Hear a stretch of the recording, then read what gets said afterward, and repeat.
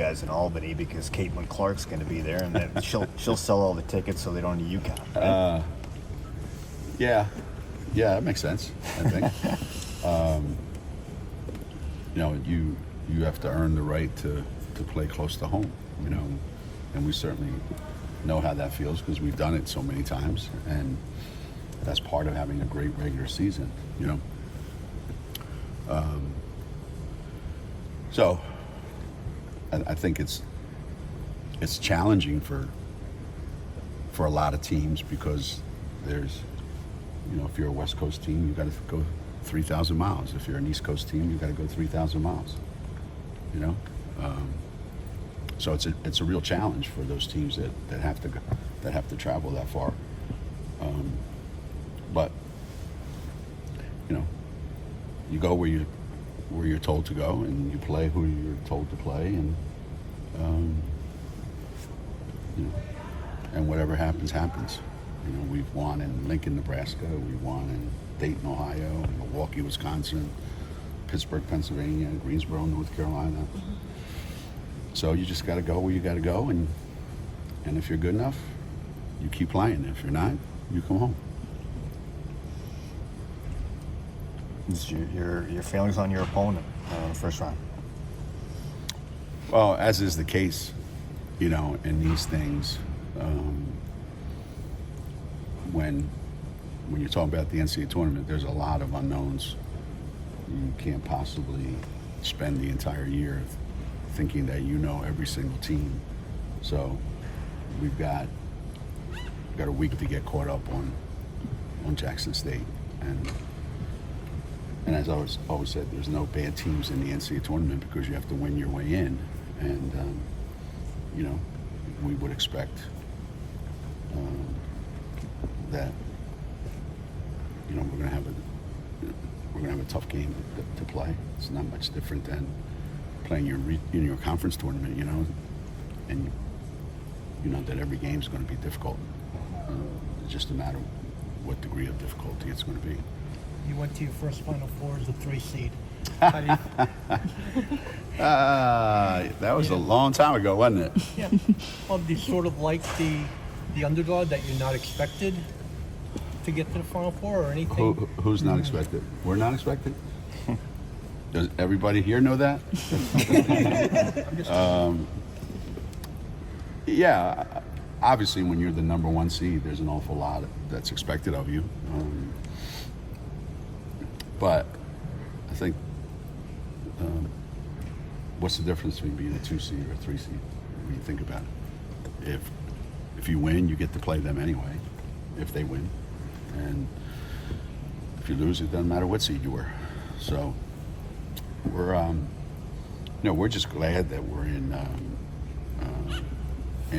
a situation where we feel like, given the circumstances that we operated under this year, for us to get a 3 seed, I think that's pretty remarkable. I think anything above that would have been really fabulous, but not realistic. So we're pretty proud of ourselves up to this point, and happy to be a 3 seed. 6 days without a game, has that been beneficial for you guys? I think so. You don't know. We still don't know what day we're playing. Did they announce what days? Not yet. No, Tomorrow. So, well, that makes sense, right? Wait till tomorrow to find out what time we're playing. Meanwhile, the guys already know when they're playing, correct? Yes. And we're a little bit slow on the uptake here. So you try to think back from when your game is, and then try to make it as normal as possible. So if you're going to play Saturday, then that tells you what your practice schedule is going to be like leading up to Saturday. If it's Friday, so we tried to balance it as much as we can, and enough rest and enough work, and enough rest and enough work.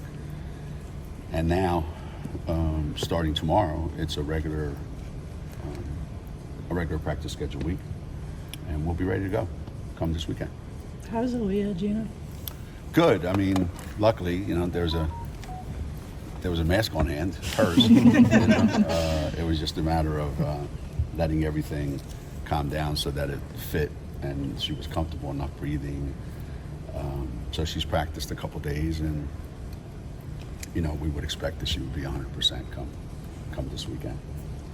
Last year, as you got into the tournament, the players talked about that boot camp that you had, how you kind of threw out all the light practice loads and that, and just coached them like you normally did. That worked out great, didn't it? So has it been similar this year, or how have you approached the last week? Well, if it's possible, we have even less players than we did last year, so the actual load actually was much less so far. I can't speak for how it's going to be the next couple of days, but yeah, we're very limited in what we can do. So it won't be a repeat of last season. We just can't. I would love to be, because that's that's why that's the way I like to practice leading up to the tournament. I like to go hard and get ourselves in the right mindset, but unfortunately we're not going to be able to do that this week. Has Amari been joining practice again? No, Amari won't be practicing. She won't be available for the tournament. The entire tournament? The entire tournament. The last time. Three teams from Connecticut made the tournament. I know, right? I think that's great. It's a testament, I think, to the fact that you can have success if you have the right people involved, and if you put together the resources and put together a staff and a team. I'm happy for everyone. Sometimes we suck all the energy out of a room, a newspaper, a tablet. You name it. UConn has just been that dominant in the media world. So I'm glad that there's room for other deserving people. Have you thought about what Carly's done at Fairfield? And that winning streak is pretty remarkable. It's pretty great, right? I mean, that's one of the things that I think is really, really key is when a team goes to the NCAA tournament. Now, they've been there. That's twice now in the last 3 years, I believe, right? So that's pretty impressive that they've been able to do that. And I think she's done a phenomenal job. It's not easy to win that many games in a row. Trust me. At least a couple years in a row for Sacred Heart. Yeah, and that's another great example. I don't know. I'm not there every day, but I'll bet you at places like Sacred Heart, they didn't want to be viewed as a one-time wonder. Yeah, they did it once, but you really can't expect them to be in the tournament every year. I mean, that's not realistic. Well, why not? So I think it's great. We've had Quinnipiac in the tournament. It's been great. It really has been. It's great to watch all these other teams, have the success that we've had for so long, and feel some of the things that we felt all these years. That's why kids go to college. They want to feel what this feels like to get ready to play in the NCAA tournament, and the more the merrier. The last time you guys played in Portland and you left with a trophy, just what are your thoughts on the overall city? Yeah, that's right. We went out there and played in the Phil Knight event. Well, you can't get further apart, right? Connecticut, Portland. And I hope this is the last year of this nonsense with the two regionals. It makes absolutely no sense for anybody. Game of women's basketball has never been better, never been stronger, never been more popular, people watching. So you limit how many places you can watch it. Now you go to Albany or you go to Portland, and everybody in the rest of the country goes, what about us? So I think it's the dumbest thing ever, and I hope this is the last year that we do it. Or if we keep doing it and have both of them in Chicago, where everybody only has to go halfway, right? The West Coast schools go halfway, the East Coast schools go halfway. But in all seriousness, I think the game is at a point now where decisions shouldn't be made just for television. People have proven that they'll watch no matter what. Okay, but it should be, the fans should matter.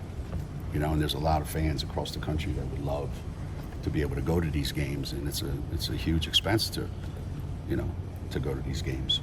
So if you're part of it, if you're in it, and you have to go and you have to play in it, yeah, you fly to Hawaii. I mean, if you play in the NCAA tournament, nobody cares. You just want to go play. But I think, it was a great experiment, and I hope we're done with it. Yeah, I mean, with just the talk of the game growing so much nationally, do you feel any different coming into this tournament? Does the target on your guys' back feel smaller than it has in the past? Ask those teams that beat us early in the season whether the target's any smaller, I don't think it'll ever be, I don't think there'll ever not be one, but to your point, it may be a little bit smaller. I hate the fact that, if beating us is just another win in somebody's schedule, I don't want to be that anymore. But yeah, we're not going into the tournament on a 111 game winning streak. We're not going into the tournament as the number 1 seed again. We're not going in as the defending national champions again. And, let them hate somebody else, for being all the highlights on the show. I used to get embarrassed, when they would show all those things. I would walk out and I go, please show somebody else, But you know how it is, when you're at that level, you get all the attention, and God bless it, they deserve it. And maybe we can sneak in, and talking about Portland and talking about Albany and talking about, what gets lost in the conversation is you still got to win 2 games. You still got to win 2 games, and you got to beat 2 good teams before you even entertain, where you might go. So, let's not get ahead of ourselves a little bit. The Stores Regional is our number 1 goal right now. Given the lineup that you've got right now, are you satisfied? Are you happy with the defense you've been playing lately? Yeah, well, we have to play like that. We have to play that kind of basketball because we don't have a myriad ways of winning. We have one way to win. We got to play. We got to make sure that our defense is phenomenal, and then we've got to get great possessions and shoot the hell out of the ball. I mean, if we don't do those 2 things, I don't know how we can conjure up wins. But looking at the bracket, it's obviously hard because it's supposed to be hard, but I also think it's very fair. People always complain about their bracket, right? Well, that bracket's easier. Well, they're sitting over there saying our bracket's easier. So everybody thinks the other bracket's easier than theirs. I think ours is fair. I think it's a fair bracket. I think it's well balanced. There's a lot of really, diverse teams that play a lot of different styles. So I'm excited about it.